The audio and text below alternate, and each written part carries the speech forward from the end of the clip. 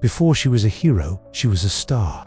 Seol Hee was born not from the fires of cosmic war, nor in the laboratories of secret experiments, but under the spotlights of a concert stage, where the rhythm of music danced with the dreams of millions. A rising K-pop idol, she was poised to take over the world with her voice, her choreography, and her undeniable charisma. But fate had something far more extraordinary in mind. Born in Seoul, South Korea, Seol Hee grew up in a modest household, raised by a single mother who worked tirelessly to provide for her. From an early age, she displayed a passion for singing, captivating neighbors and classmates with a voice that felt like it could stop time. Her dream was never power, it was to move people, to bring joy, to inspire. She joined a talent agency at just 16, enduring the brutal, hyper-competitive world of idol training, 12-hour rehearsals, constant evaluations, and the ever-present pressure to be perfect. She trained not only in vocals and dance, but in public speaking, etiquette, and even foreign languages. The industry was ruthless, but she never lost her warmth. Her fans adored her, not just for her talent, but for her heart. By age 20, she debuted in a popular girl group called 4LUX, quickly becoming the fan favorite. Her stage name, Lunar Snow, was born from her ethereal beauty and a ballad she wrote titled Moonlight Heart. But during a high-profile charity concert sponsored by Stark Industries Asia, everything changed. That night was meant to be a celebration of peace and unity, a glittering performance in front of thousands. But in the shadows, the terrorist organization AIM had other plans. Seeking to hijack a new experimental energy core developed by Stark's team, AIM launched a surprise attack on the venue. Panic erupted, chaos reigned, and in the middle of it all stood Seol Hee, confused, terrified, and unsure if she'd survive. That as explosions rocked the arena, Seol Hee found herself trapped backstage near the core chamber. In a desperate bid to protect the civilians, a Stark Industries technician sealed the area to prevent AIM from breaching it. Seol Hee, however, was still inside. The experimental energy core advanced cryoreactor malfunctioned. Under the stress of the attack, a torrent of sub-zero energy burst forth, flooding the chamber. Most would have perished instantly, but something remarkable happened. Seol Hee's body absorbed the energy. Her cellular structure changed, adapted. The cold that should have killed her instead fused with her essence. She collapsed, but when she awoke, the room was frozen solid, and the walls around her glittered like crystal. In the days that followed, she was taken into Stark custody for observation. The doctors were baffled. Her vitals were stable, but she radiated a cold aura. She could summon frost from her fingertips, conjure blades of ice, and lower the temperature of entire rooms at will. She had become a living vessel of cryokinetic power, and for the first time in her life, she was afraid, not of failure on stage, but of what she had become. Tony Stark himself visited her. He offered comfort, guidance, and most importantly, "You can disappear," he said, "or you can turn this into something more." Seol Hee chose the latter, re-emerging as Lunar Snow. She trained in combat, learned to master her powers, and accepted that her life as a simple idol was over. But she never abandoned music. Instead, she blended her dual identities, using her fame not just to entertain, but to protect. She performed benefit concerts that doubled as hero missions, using her powers to shield civilians and freeze threats in their tracks. The world had never seen anything like her, a pop star who battled supervillains between encores. And yet, as her legend grew, so did the shadows around her. AIM had not forgotten what happened that night, nor had Hydra, nor had the mysterious black market syndicates eager to harness cryotech for global control. Enemies were watching, waiting, but Lunar Snow had only just begun to shine. Rise of the Frozen Star. The world changed overnight. Following the accident at the AIM concert, Seol Hee, now known to the public as Lunar Snow, was no longer just a rising pop idol. She had become something else entirely, a global enigma. Viral videos of her conjuring shields of shimmering ice and spears of glacial power had flooded the internet. And hashtags, like #IceQueen and #SnowMiracle, began trending within hours. But behind the fame was chaos, political, corporate, and personal. Seol Hee hadn't asked for powers. She hadn't trained to be a superhero. And yet, destiny didn't wait for permission. As the press circled like wolves and talent agencies fought for ownership of her likeness, SHIELD agents quietly arrived at her hospital bedside. What they offered wasn't fame or fortune, but training, understanding, control. Director Maria Hill herself made the offer. Join a covert metahuman initiative. She would be protected, she would be trained, and, perhaps most importantly, she would have a purpose. Seol Hee hesitated. Her career, her fans, her identity, none of it had prepared her for this new world. But memories of the terrified civilians she saved in the AIM ambush lingered. She remembered the look in that child's eyes as Luna shielded her with crystalline armor. She remembered the feeling not of fear, but of power used to protect. That clarity gave her the strength to say yes. Thus began a new chapter in her life. Under SHIELD, Watchful Eye, Luna trained with elite operatives and enhanced individuals. Her abilities, cryokinetic manipulation at both molecular and large-scale levels, proved incredibly potent. She could generate ice storms with a thought, sculpt complex structures from frozen air, and even lower the temperature in a radius wide enough to immobilize enemies. But more impressive than the raw power was her finesse. Unlike many new metahumans, Luna displayed intuitive control. She didn't lash out with rage or accidentia, danced with precision. Her power was an extension of her, like choreography on a grander, colder stage, and it was that fusion art and ability that made her so unique. Meanwhile, public fascination only intensified. Luna's return to music, now woven with her powers, created a new genre entirely. Her concerts became global events, mixing sonic beauty with visual spectacle. Snow would drift over stadiums. Ice sculptures moved to the rhythm. Her lyrics spoke of duality, loneliness, strength, sacrifice. She was no longer just Seol Hee. She was hope, mystery, and magic incarnate. But every light casts a shadow. AIM, though publicly disgraced, had not vanished. Their true motive behind the ambush was far from over. Deep within clandestine bunkers, scientists analyzed data from the incident. Luna's transformation had been an unexpected success, but it wasn't unique. The generator that altered her DNA had potential. A template, a weapon. Their next experiments began. Elsewhere, other forces took notice. Corporate rivals viewed Luna as a threat to control over the entertainment industry. Rogue factions sought her for exploitation. And in the darker corners of the multiverse, beings who sensed cosmic anomalies began whispering her name. For her powers weren't merely science, they echoed ancient forces. Elemental truths buried in Earth's mythologies. As Luna balanced her dual life, superhero and superstar, her closest relationships began to strain. Her manager, Min, feared losing her to a world of violence. Her mother, a humble teacher in Busan, received threatening letters. Luna's time for dance rehearsals shrank. The girl who once sang about love now trained with weapons-grade ice. And yet, she remained kind. It was this compassion, even amid the chaos, that drew others to her. Heroes from across the globe reached out. Storm of the X-Men offered mentorship. Tony Stark, intrigued by her energy signature, requested scans. Even Doctor Strange noted her presence in the magical ether, warning that her powers could pierce veils not meant to be crossed. Then came the day.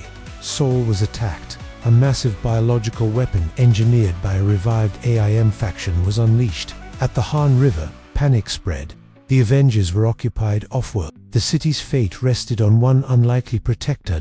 Luna's snow rose. Without backup, she faced genetically engineered monstrosities, immune to conventional weaponry. She summoned blizzards. She sealed bridges in walls of ice. Civilians watched as her figure danced in silver-blue flashes, the skyline sparkling with frost and flame. When the final explosion shook the city, it was Luna who stood at the center, shielding others with a crystalline dome. In that moment, she was no longer just a symbol. She was a legend. The world had seen heroes before. Gods who wielded hammers, billionaires clad in iron, and mutants who bent the elements to their will. But none of them sang their hearts to millions by night and froze a villain's ambition by day. Luna Snow was no longer just a South Korean pop sensation or an accidental superhuman. She had become something greater, a symbol of what it means to rise from trauma, pain, and confusion, and still shine. But as with all rising stars, shadows lurked behind the spotlight. After her triumphant defeat of AIM and public reveal as Luna Snow, Seol Hee's life became a double-edged sword. Fame swelled. She toured across Asia with her revived music career. now under the agency of S.H.I.E.L.D., who ensured her concerts were safe zones, half entertainment, half covert, surveillance of growing superhuman activity. But something was changing inside her. The cryo-energy that surged through her blood began to evolve. It no longer responded to her music alone. Emotions, strong emotions, fear, rage, sorrow amplified her power uncontrollably. During a charity performance in Tokyo, Luna's cryofield flared into a sub-zero storm, freezing a 10-meter radius mid-chorus when she saw a flash of the AIM insignia on a passerby's coat. The man was a fan, but the memory had triggered something deeper. SHIELD began testing. Scientists probed her DNA, discovering that the energy infused during the AIM incident was not just experimental tech, it was alien in origin, possibly Kree, possibly something older. Luna wasn't just changed, she was being rewritten. Her cellular structure pulsed with frequencies that interacted with sound, vibration, even cosmic background radiation. She was a living cryoreactor, but unstable dots to protect the public and herself.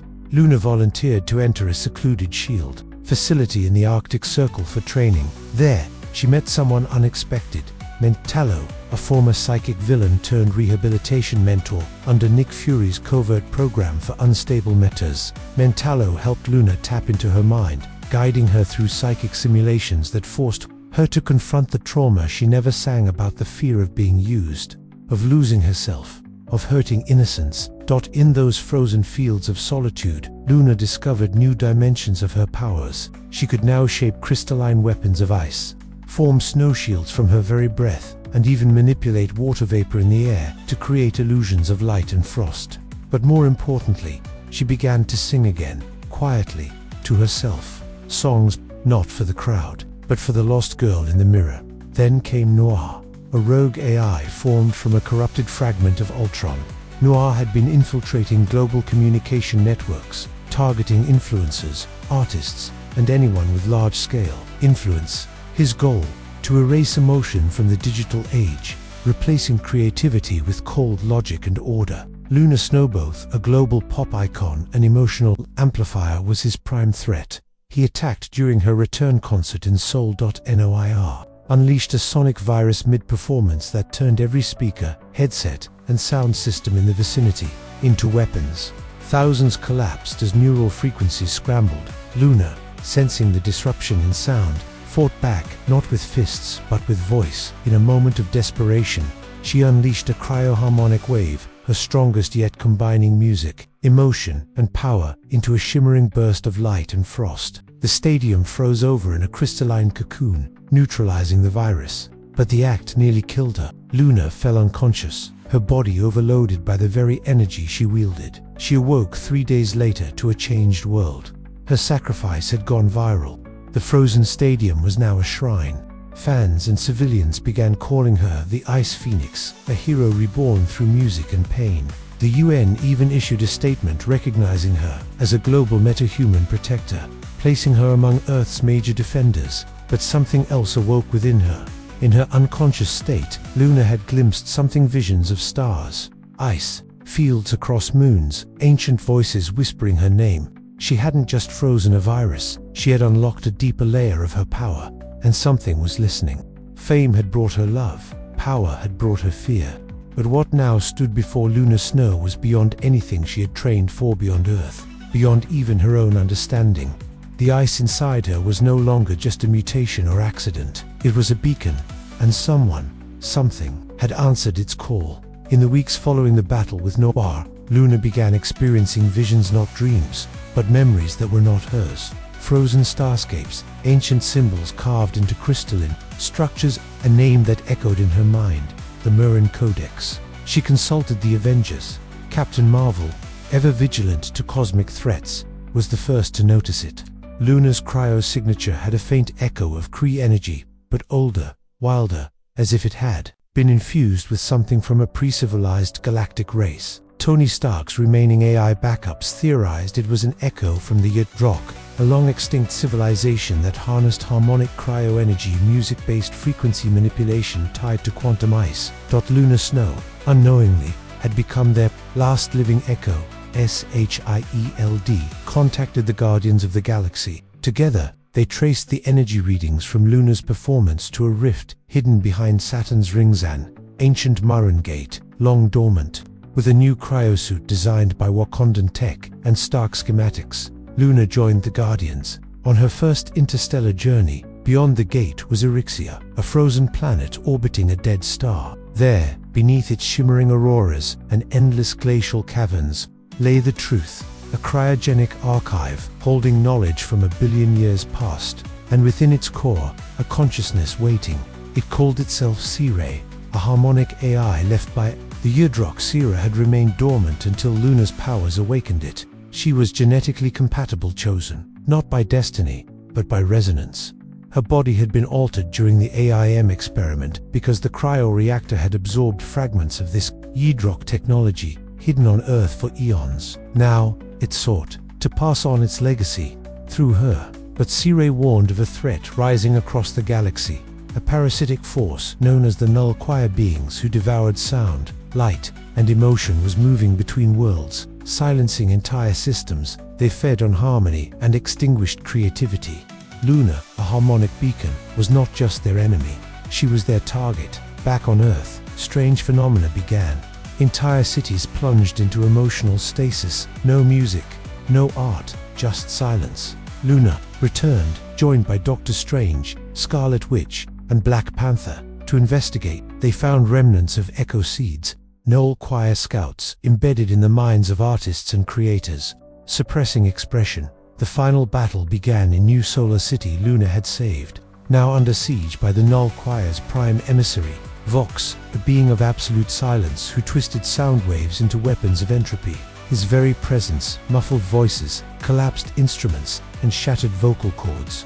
Music died in his wake, but Luna Snow stood tall, on a tower overlooking the frozen city. She performed one last song, backed by a harmonic amplifier powered by Wakandan, vibranium, and Kretek. Luna channeled the full force of her powers. Every performance, every note, every tear she had ever shed. Her voice became light, her pain became frost, her soul became melody. And the choir shattered.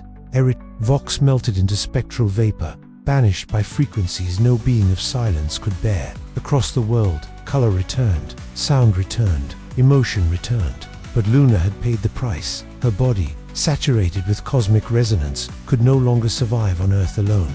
The frost inside her had become interstellar in scope and beautiful, dangerous. She left, not in defeat, but in transformation. Aboard a reconfigured Yudrok vessel, Luna Snow became the Cryostar, a protector of sound, of art, of expression, traveling the galaxy to awaken forgotten harmonies and defend against entropy. On Earth, statues were raised in her honor, voice echoed in holograms across cities. Her songs became universal lullabies, and in the quiet between stars, Luna Snow continued to sing, not for fame, not for war, but to keep the universe dreaming.